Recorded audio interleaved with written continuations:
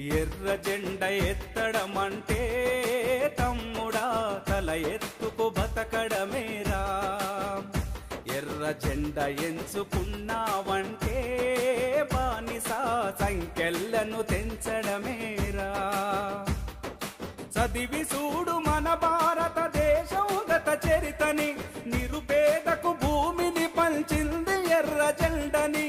తెలుసుకుంటే నీ తనువు అరుణ పతాకమవుతుంది. ఎర్ర జెండ ఎత్తడమంటే తమ్ముడా తల ఎత్తుకు బతకడమేరా.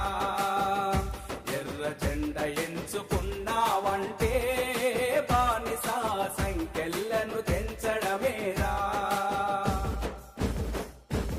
అంటరాని కులాలని వెనకబడిన జాతులని బానిసలుగా చేసుకొని దొరలు రాజ్యమేలుతు